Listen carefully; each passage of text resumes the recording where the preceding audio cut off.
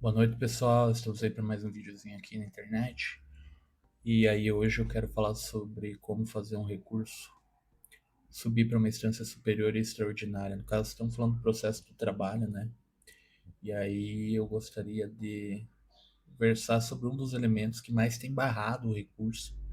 Ali eu estava conversando com alguns amigos advogados também, geralmente a compreensão é de que é quase que impossível fazer os recursos subir para o Tribunal Superior, né? Então, fazendo um breve apanhado aqui, quando a gente faz um processo, a gente discute tudo, né? Matéria, prova, lei. E aí tem uma sentença, a gente discorda dessa sentença, faz um recurso para o tribunal para que três desembargadores reanalisem essa questão, ver se o juiz acertou. Aí a gente discute de novo fato, prova, lei. Então é amplo, né? A gente pode conversar sobre tudo na matéria, debater sobre tudo na matéria, que é o duplo grau de jurisdição, né? A possibilidade de tu recorrer numa sentença que tu acha que o juiz errou, ou que ele aplicou equivocadamente a lei, ou que ele não deixou você produzir uma prova e te cerceou um direito, né? Só que o ponto é o seguinte, quando o tribunal faz isso, quando o tribunal aplica uma lei errada, quando o tribunal viola a Constituição, quando o tribunal te cerceia o direito, o que é que faz? Tu chora? Não. No direito do trabalho tem o Tribunal Superior do Trabalho e você pode recorrer a ele. Só que ele é, assim como o Superior Tribunal de Justiça, assim como o Supremo Tribunal Federal, um, um tribunal extraordinário, onde ele analisa questões específicas. O artigo 896 da CLT, se eu não estou enganado, versa expressamente quais são os requisitos para que você possa subir um recurso para o Tribunal Superior do Trabalho, que é, por exemplo, violação à lei, seja ela federal, estadual, uma normativa, enfim. E aí, quando há divergência de tribunais, né, tem o Tribunal de Santa Catarina, do Rio Grande do Sul, do Paraná. Se um aplica a lei de uma forma, outro aplica de outra, você diz, ô, Tribunal Superior Eleitoral, pacifique isso aqui para que seja aplicada uniformemente a lei em todo o território nacional. Quando o Tribunal Superior já pacificou a situação, ele tem uma súmula ou uma jurisprudência vinculante, e aí a decisão ela é contrária a essa decisão do tribunal, você faz um recurso para ele. E quando você afronta a Constituição, né? Por exemplo, pediu fazer uma prova pericial e o juiz falou que era desnecessário, eu tenho total direito de provar tudo, de usar de todos os meios e mecanismos que eu posso, porque a Constituição me prevê isso no artigo 5º, inciso 55, princípio do contraditório, da ampla defesa, ou seja, eu tenho total direito de produzir todas as provas que eu preciso, inclusive o artigo 369 do Código de Processo Civil, né, que fala que eu posso usar de provas típicas e atípicas de forma ampla, que não sejam, que estejam ou não previstas na lei, desde que elas sejam moralmente aceitas, né?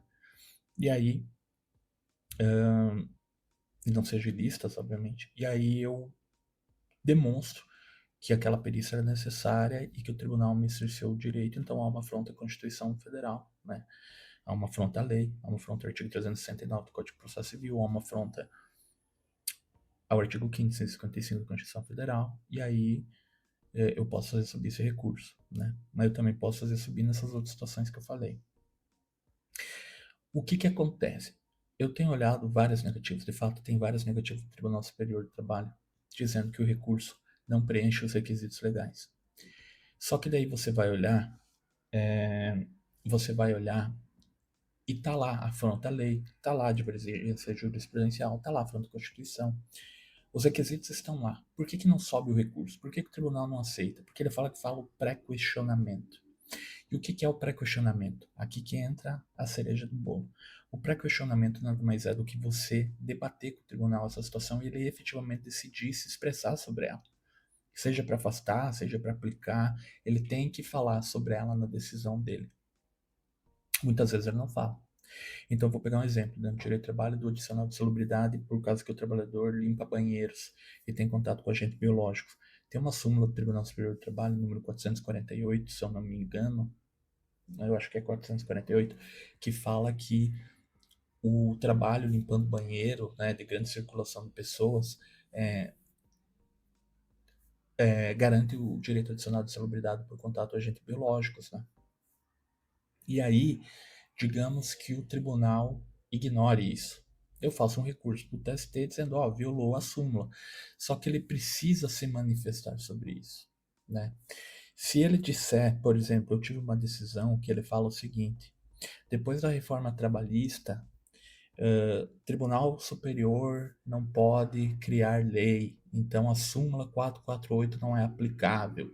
Afasto a aplicação da súmula 448 do TST e como a lei não prevê essa situação, não tem direito adicional. Aí você faz um recurso dizendo, ele negou vigência uma súmula do TST e aí, beleza, ele falou sobre a súmula, negou ela.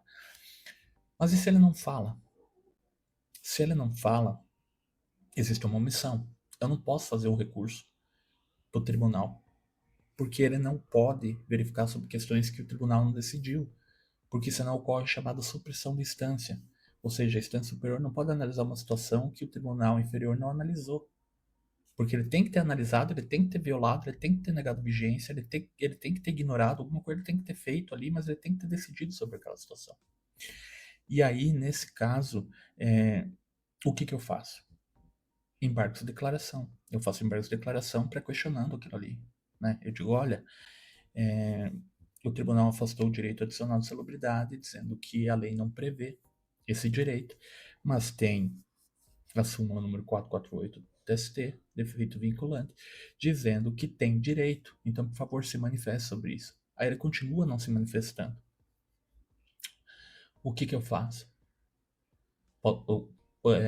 Outro embargo, ou faço recurso direto. Nesse caso, o Tribunal Superior do Trabalho entende que ocorreu o chamado pré-questionamento ficto, ou seja, eu falei sobre a súmula, ele ignorou de novo, não se manifestou sobre ela, mas como é uma questão de direito, entende-se que ele tenha negado ela.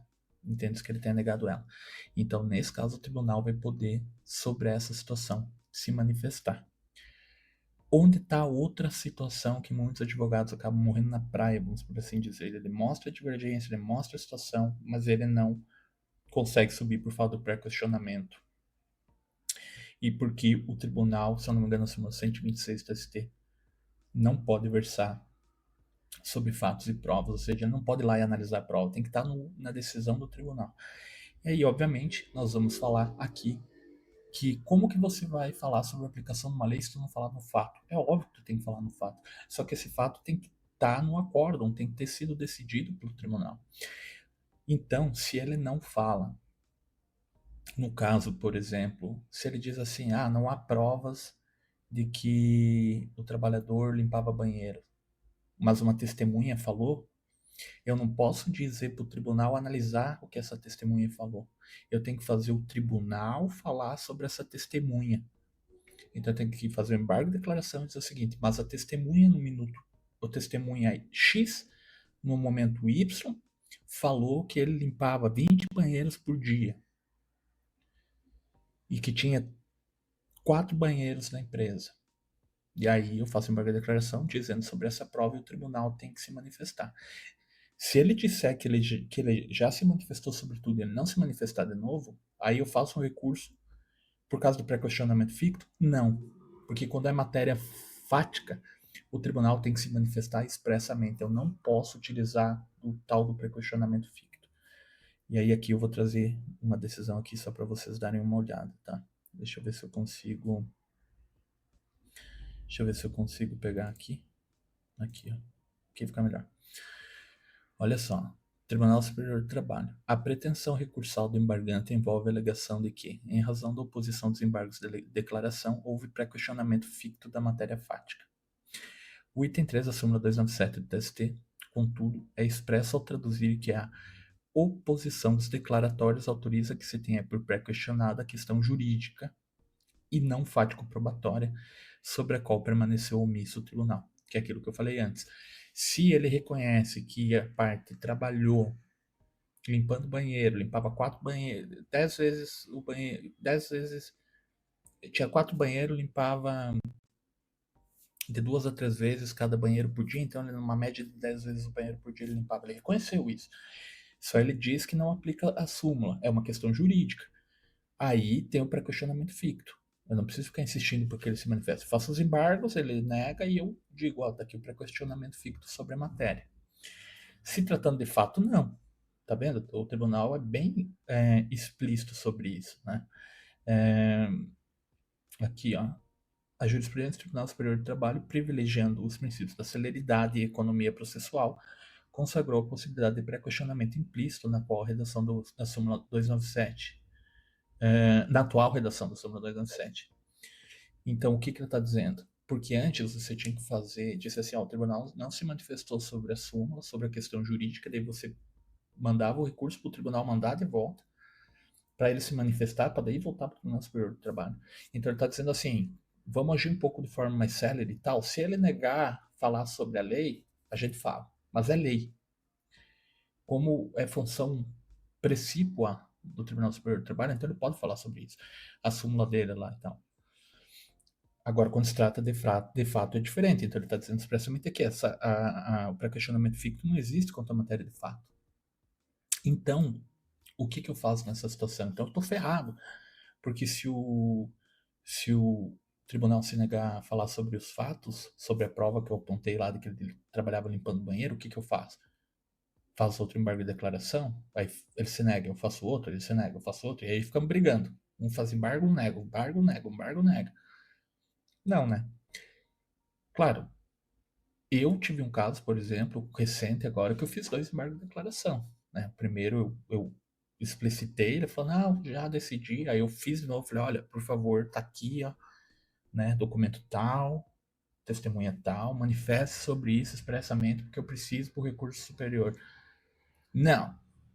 Aí não tem mais, vou ficar fazendo embargo de declaração. Nesse caso de matéria fática, como não tem um pré-questionamento ficto, você faz o quê? Você vai pegar, fazer uma preliminar negativa de prestação jurisdicional e vai dizer para o Tribunal Superior do Trabalho: olha, eu falei, o tribunal falou que não tinha prova do trabalho do, do, do empregado realizando limpeza em banheiro.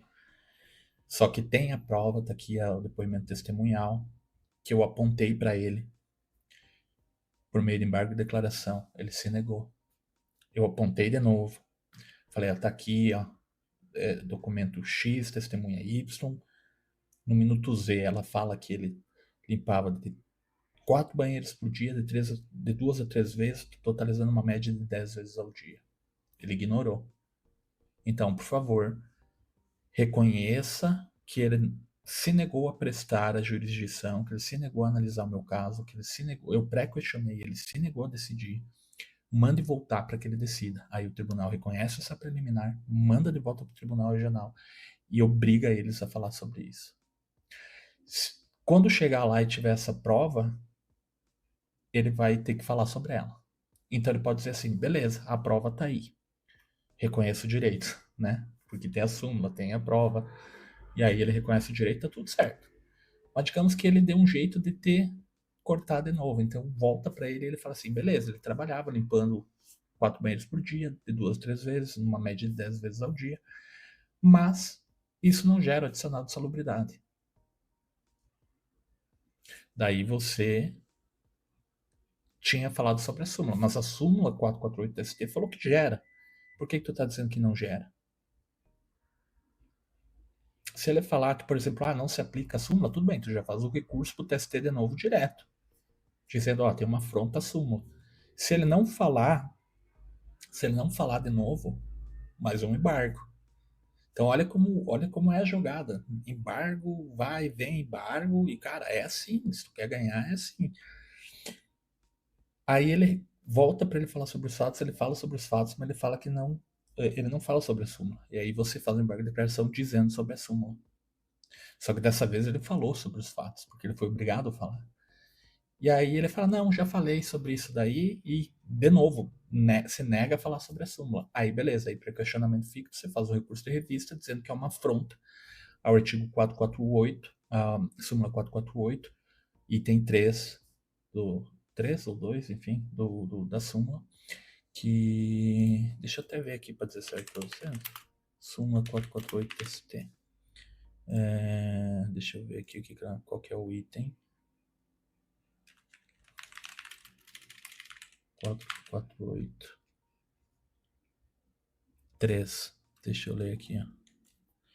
A higienização de instalações sanitárias de uso público ou coletivo de grande circulação e a respectiva coleta de lixo por não se equiparar a limpeza em residências e escritórios, enseja o pagamento do adicional de salubridade em grau máximo, incidindo o disposto no anexo 14 da norma regulamentadora número 15 da portaria do MTE, número 3.214/78, quanto à coleta e industrialização de lixo urbano.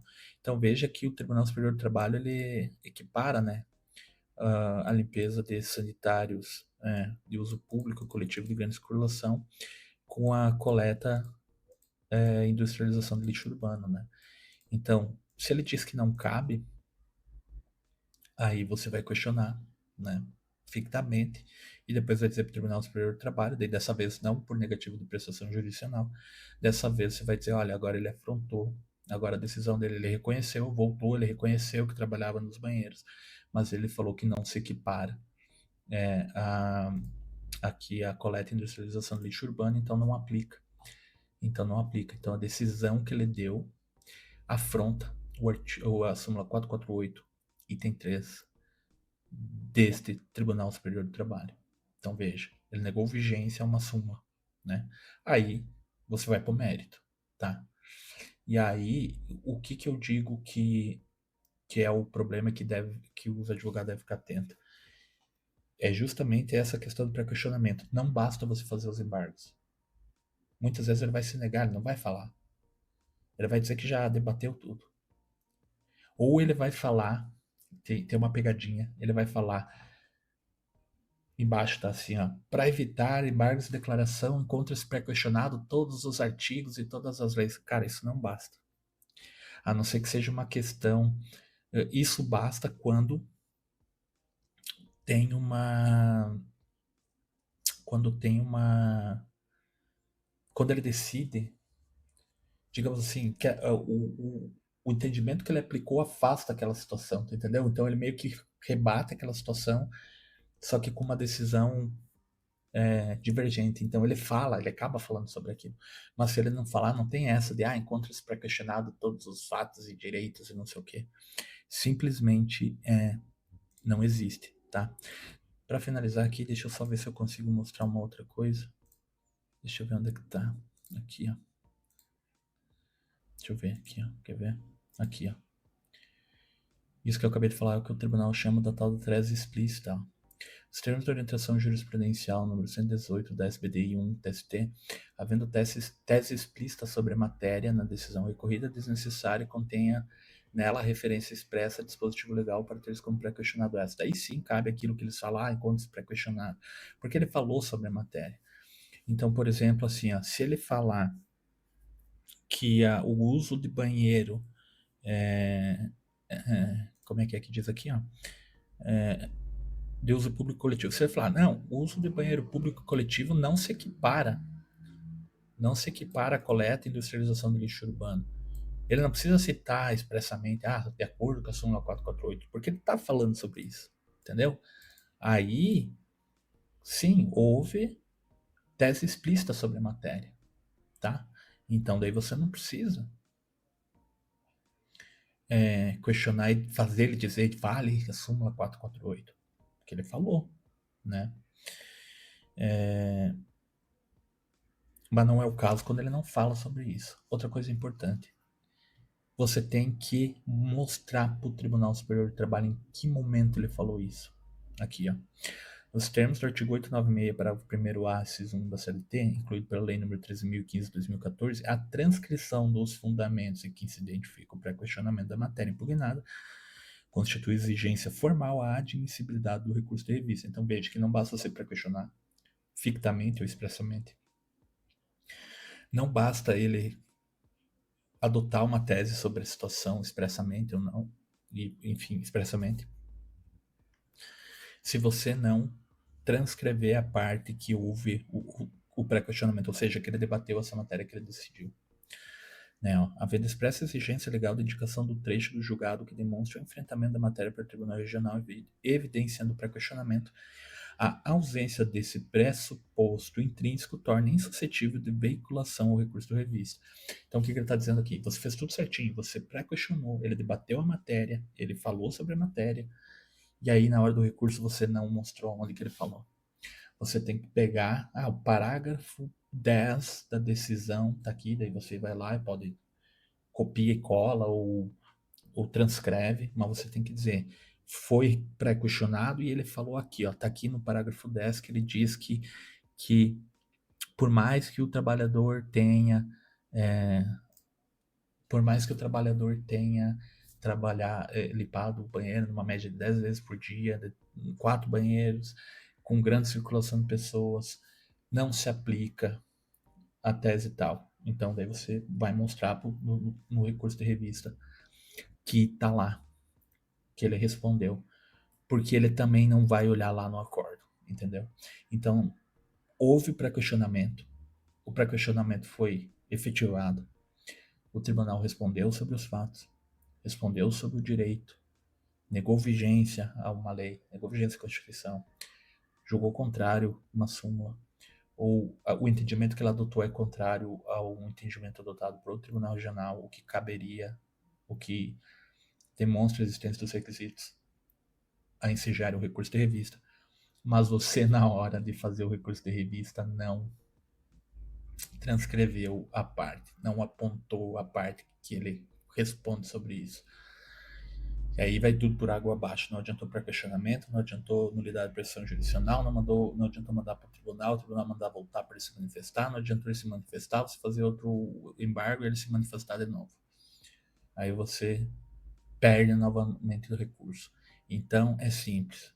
Foi pré-questionado, o tribunal debateu e decidiu a situação, está aqui no parágrafo 10, transcreve, diz, ó, aqui ele está dizendo isso, e isso que ele disse afronta aquilo. Então, por exemplo, aqui no parágrafo 10 diz que ele, vou repetir só para, né, aqui no parágrafo 10, ele diz que o uso de banheiro por uma grande quantidade de pessoas, urbano não se equipara ao industrial, então não tem direito ao adicional de insalubridade, e o fato de que exista uma súmula não se aplica porque o tribunal não pode criar lei, a lei não prevê isso. Aí você diz, está aqui, no parágrafo 10, e isso afronta a súmula número 448, inciso 3, do Tribunal Superior do Trabalho. Aí você descreve embaixo. E aí sim, está tudo pré-questionado, está demonstrado afronta a súmula, está demonstrado afronta a lei, está demonstrado afronta a Constituição, está explicitado o trecho, transcrito, colacionado, demonstrado e rebatido, tá? E isso também é importante, você rebater, né? Que não basta você só mostrar lá. Aí tem que ter a tal da dialeticidade, né? Que daí eu vou falar em outro vídeo, talvez na sequência aqui, já que eu tô com tempo aqui pra fazer uns vídeos. Então, a dialeticidade, né? Que é você rebater o que ele tá dizendo. Beleza? É isso aí. Eu espero que eu tenha sido claro, né? Dúvidas deixem aí embaixo. E até mais. Abraço.